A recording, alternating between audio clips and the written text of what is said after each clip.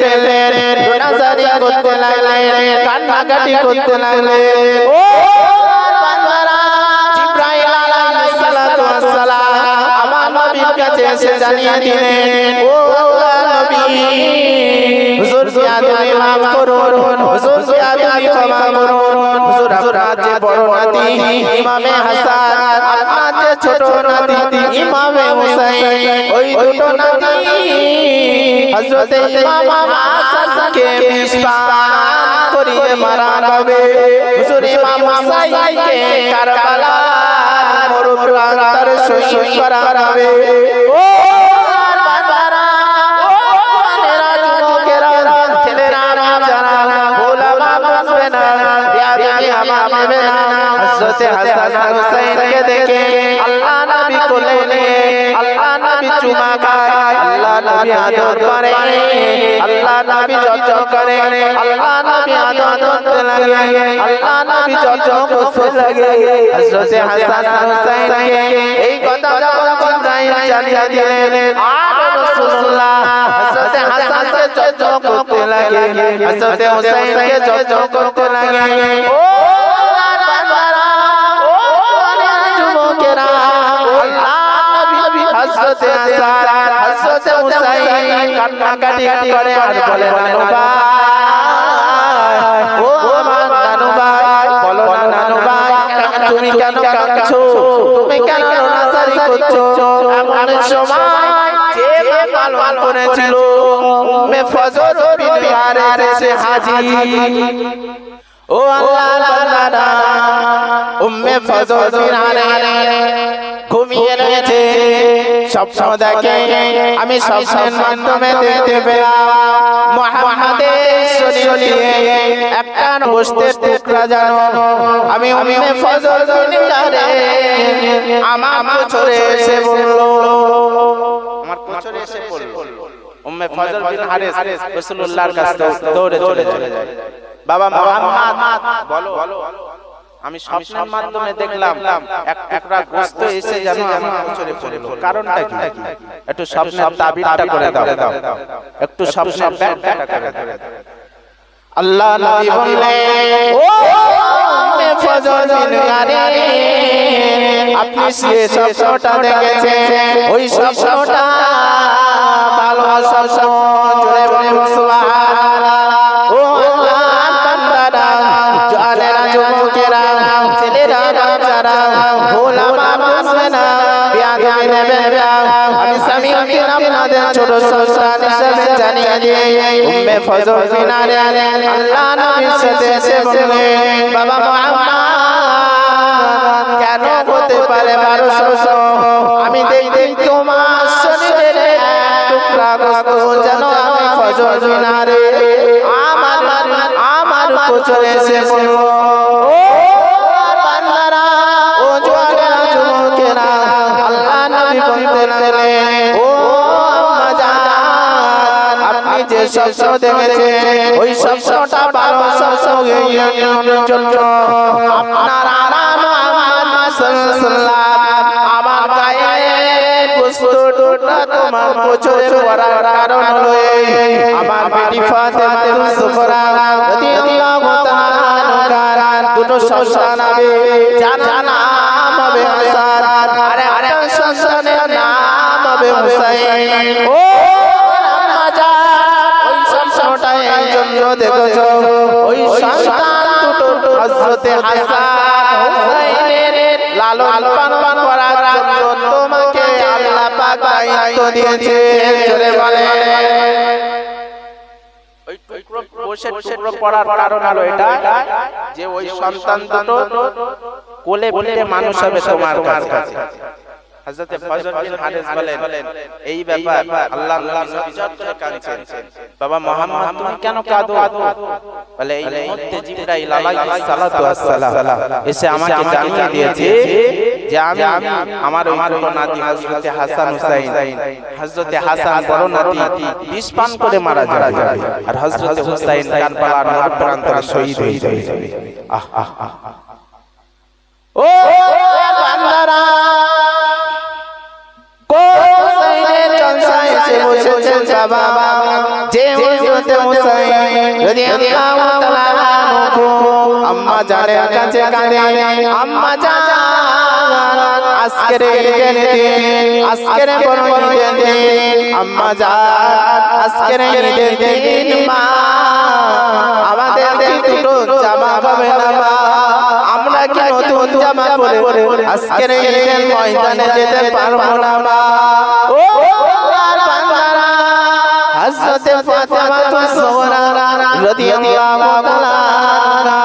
তিনি দুটো সন্তানকে বললেন ও বাবা হাসান ও বাবা হুসাইন তোমরা চলে যাও বাবা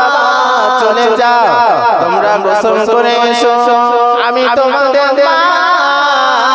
আমি দেখছি কি করা যায় ঈদের দিন অনেক বাচ্চা দেখতে কাঁদে সবাই বাচ্চাদের বান্ধবীরা থাকে অনেক বন্ধু বান্ধব থাকে তারা যারা নতুন জামা কিনে বাচ্চারা এসে কাঁদে বাপ মার কাছে মা ওই পাড়ার ওই মুখ না জামা কিনেছে বলেন কাঁদে না যে আমাদের জামাটা দেবেন কম ওরা কাঁদে কারণ ওরা কাঁদছে আম্মা জান আজকে ঈদের দিন সবাই নতুন ড্রেস পরবে সবাই নতুন জামা পরবে আমাদের কি জামা হবে না নতুন আহা হযরত ফাতেমা জোহরা তিনি বললেন বাবা যাও তুমি গোসল করে এসো আমি দেখ হযরত হাসান হুসাইন গোসল করে এসে তিনি বসে রয়েছেন এমন তো সবাই হযরত ফাতেমা জোহরা দুটো জামা বার জামা দুটো পরিয়ে দিলেন বলেন ঈদের দিনে বাচ্চারা যখন নতুন জামা পরে ওরা আনন্দ করে না দুঃখিত করে আনন্দ হয় কারণ হযরত হাসান হুসাইন নতুন জামা পরে নানাজির কাছে যাচ্ছিল নানাজি কে বা নবীজির কাছে যাচ্ছিল ও বাবারা জওয়ানেরা যুবকেরা হযরত হাসান আর হযরত হুসাইন দুই ভাই নানাজির কাছে যাচ্ছিলেন নানাজি হাসান হুসাইনকে দেখে কেঁদে ফেললেন রোনাজারি করতে লাগলেন কান্নাকাটি করতে লাগলেন ও বান্দারা জিবরাইল আলাইহিস সালাতু ওয়াস সালাম আমার নবীর কাছে এসে জানিয়ে দিলেন ও নবী হুজুর জিয়াদুল মাফ করুন হুজুর জিয়াদুল ক্ষমা করুন হুজুর আপনার যে বড় নাতি ইমামে হাসান আপনার যে ছোট নাতি ইমামে হুসাইন ওই দুটো নাতি হযরত ইমাম হাসানকে বিষপান করিয়ে মারা হবে হুজুর ইমাম হুসাইনকে কারবালার মরুপ্রান্তরে শহীদ করা হবে ও বান্দারা ও বান্দারা যুবকেরা ছেলেরা যারা ওলামা বুঝবে না বিয়াদবি আমাবে না হযরত হাসান হুসাইনকে দেখে আল্লাহ নবী কোলে নিয়ে আল্লাহ নবী চুমা খায় আল্লাহ নবী আদর করে আল্লাহ নবী যত্ন করে আল্লাহ নবী আদর করতে লাগে আল্লাহ নবী যত্ন করতে লাগে হযরত হাসান হুসাইনকে এই কথা যখন জানিয়ে দিলেন আর রাসূলুল্লাহ হযরত হাসানকে যত্ন করতে লাগে হযরত হুসাইনকে যত্ন করতে লাগে ও বান্দারা ও যুবকেরা ও নিতরে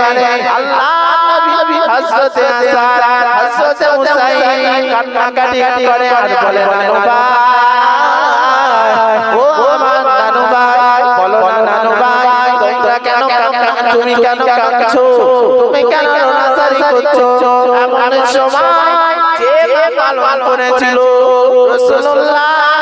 যে মা পালন করেছিল উম্মে ফজর বিন হারিস হাজী উম্মে ফজর বিন এসে বলতে লাগলেন বাবা মুহাম্মদ কাঁদছো কেন তুমি কেন রোনাজারি করছো উম্মে ফজর বিন হারিসের কথা শুনে রাসূলুল্লাহ বললেন বাবা মুহাম্মদ তুমি কাঁদো না আল্লাহ নবী বললেন মা আমি কেন কাঁদছি একবার কি জানতে চেয়েছো একবার কি জানতে চেয়েছো আহা উম্মে ফজর বিন হারিস যেই না এই কথা বললেন আল্লাহর নবী বললেন মা চলো আমার সাথে কারবালার মোড় চলো আজকে মা তোমাকে দেখাবো কেন আমি কাঁদি কেন আমি মুনাজারি করি কেন আমি কান্নাকাটি করি কোন হাসান হুসাইন আল্লাহর নবী যখন জান্নাত জাহান্নাম ভ্রমণ করতে গিয়েছিলেন এই জান্নাতের ভিতরে দুটো ঘর দেখে এসেছিলেন দুটো ঘর জানেন দুটো ঘর দেখে এসেছিলেন আল্লাহর নবী এসে জিজ্ঞাসা করলেন জিবরাইল বলো না এই ঘরটা কার কেন এরকম ডিজাইন কেন এরকম রং জিবরাইল বলেছিলেন ইয়া রাসূলুল্লাহ হুজুর এই সবুজ রঙের ঘরটা হলো হযরত হাসানের জন্য কারণ হাসান বিষ পান করে মারা যাবে শরীরটা হয়ে যাবে সবুজ বর্ণের ওইজন্য আল্লাহ পাক ভালোবেসে এই ঘরটা বানিয়ে দিয়েছে জান্নাতে রাসূলুল্লাহ আবারো সামনের দিকে চেয়ে দেখলেন একটা লাল রঙের ঘর রাসূলুল্লাহ জিজ্ঞাসা করলেন জিবরাইল বলো না এই ঘরটা কার কেন এত সুন্দর লাল রঙের জিবরাইল বলেছিলেন হুজুর আপনার নাতি ছোট নাতি নামে হুসাইন কারবালার মোড় প্রান্তরে শহীদ হবে শহীদ হবার পরে ওর শরীরটা রক্তে লাল হয়ে যাবে আমার আল্লাহ পাক ভালোবেসে ওর জন্য জান্নাতে একটা লাল বর্ণের ঘর বানিয়ে দিলেন জোরে বলে সুবহানাল্লাহ সেই হাসান হুসাইনের ভালোবাসায় আমরা ও বাবারা ও জওয়ানেরা যুবকেরা নবীকে চিনতে শিখুন নবীকে মানতে শিখুন যে নবী আজ তোমার আমার জন্য কাঁদে ইয়া রাব্বি কাবলি উম্মতি ইয়া রাব্বি কাবলি উম্মতি আল্লাহ পাক আমার উম্মত উম্মতিদের জন্য কি হবে আমার উম্মত উম্মতি বড় করি আমার উম্মত উম্মতি আমাকে না পেয়ে বড় নাজারি করবে বড় কাকা করবে ও আল্লাহর বান্দারা নবী আজ তোমার আমার জন্য কাঁদে আর আমি ঘরে বসে আছি আমি নবীকে চিনতে শিখিনি আমি নবীকে মানতে শিখিনি